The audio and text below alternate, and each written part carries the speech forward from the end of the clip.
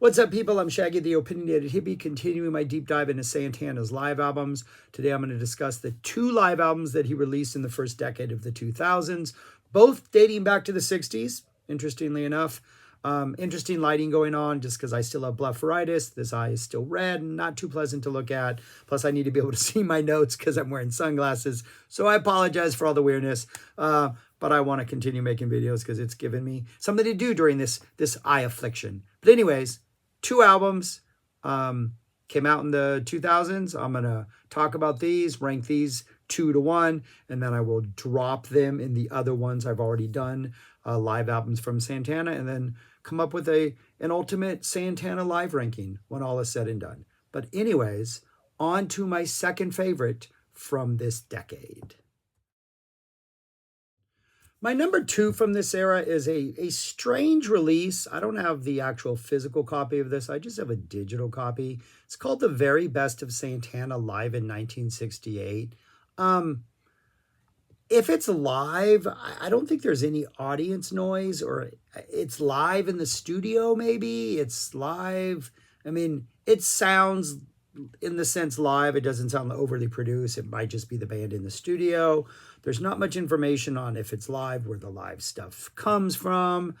It's very, very early Santana. Santana's in the band. Raleigh's in the band.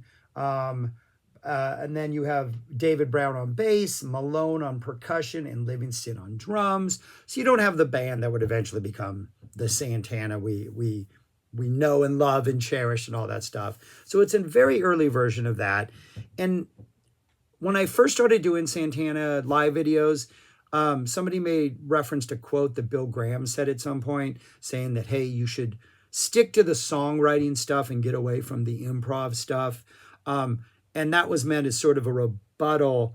The reason it was posted in my comments was because I was praising Lotus and Moonflower, which I think are great live albums, showing that Santana can do the improv jammy stuff. But maybe that Bill Graham quote came from something like this, because this is a very early look at them, and where there's a number of songs that would eventually be on the debut album. Jingo's on here, Persuasion's on here. Persuasion's actually probably one of the highlights of this thing. Evil Ways is on here, but that still sounds a little bit like they're looking for actually the right vibe and the right energy on that. So there's some interesting stuff on here, but there is a lot of just kind of free-form jamming over the course of these 18 tracks. And coming from 2025 and looking back at, wow, 56 years of Santana, it's interesting. It's interesting to see where they were before they recorded their first album. It's interesting to see where they were a year out from Woodstock. It's interesting to see where they were before new members joined and this new infusion of energy came in. And yeah, the jamming stuff just isn't all that inspiring. It's interesting to listen to, looking back to see where they started, but bringing like any sort of inspiration, like anything that's absolutely hot fire, I don't think it's pretty. There are some highlights, without a doubt. There are things that I'm glad I checked out and glad I listened to. But as a 2-disc set, going back and listening to these again, it really isn't something that I'm like, it's all that great. But there are some good moments.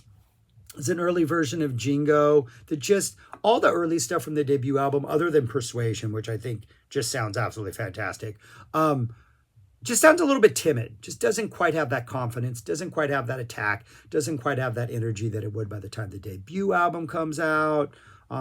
There's a cover of pretty much the Joe Cocker version of With a Little Help from My Friends, essentially.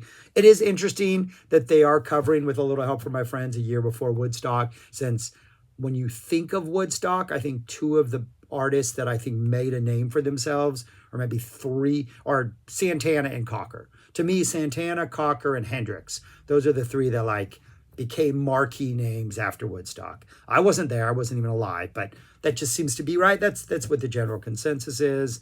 There's something called a Santana Jam, which has some nice piano energy, some nice guitar, but ultimately it's just kind of There's something called Hot Tamales, which is some nice upbeat guitar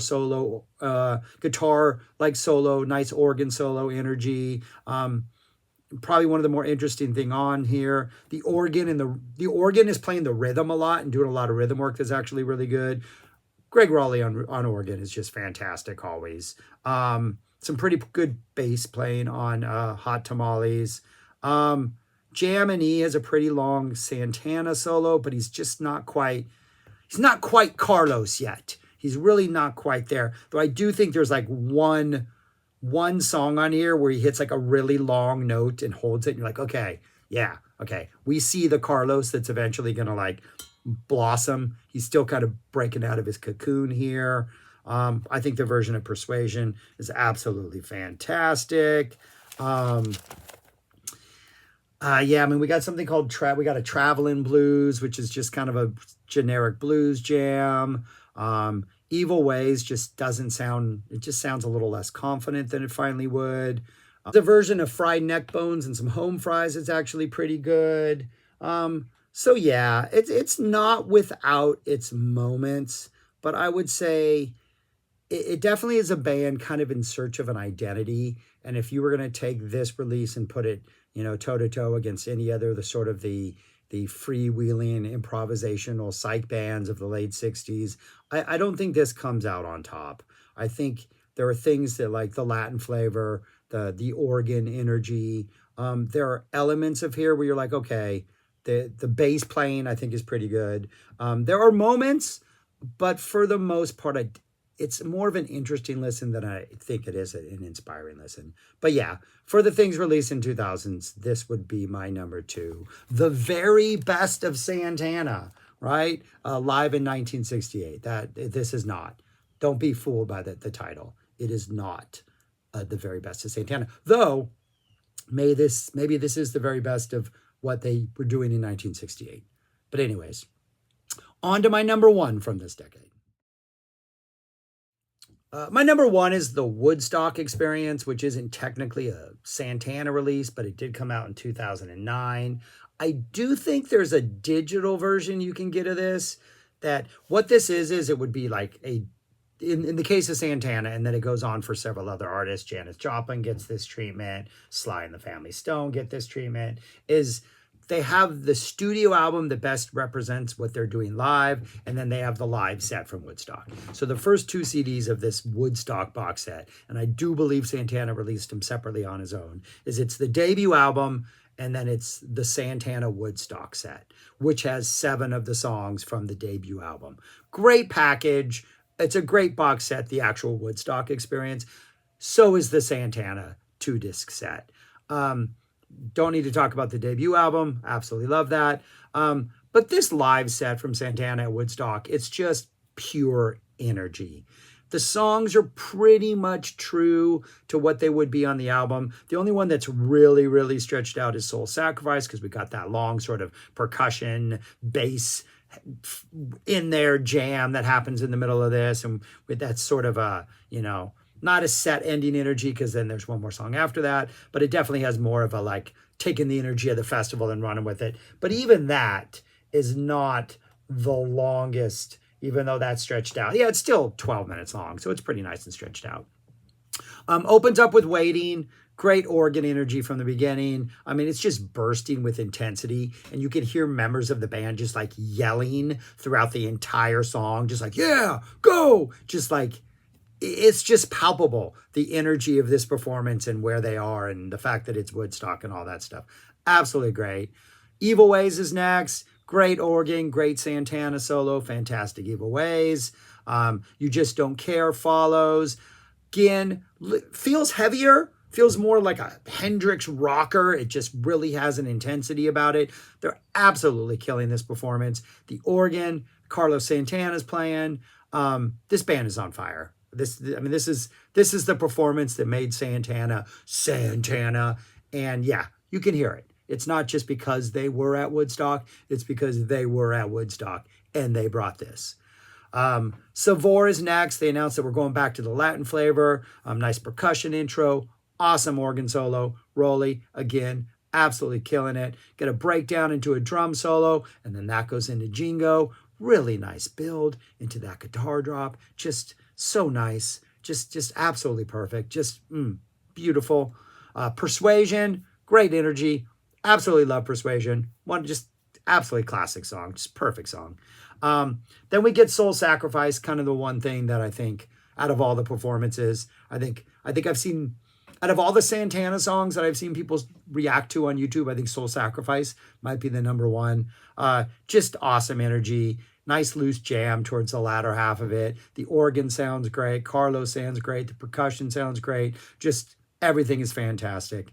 And then they close the whole thing out with fried neck bones and some home fries, lots of organ, into a Santana solo, and then Arrayas, the percussionist, starts playing some trumpet. We get some awesome, awesome, awesome horn action on this thing that comes as a surprise because it appears nowhere else in any of these songs. Absolutely great. Just a great, absolutely great performance. Like, this put them on the map. It should have put them on the map. They made a name for themselves, and you can feel that energy 56 years later. It's just absolutely, it's palpable. It's really, really, really good stuff. But yeah, that's my number one for the 2000s, Santana Woodstock.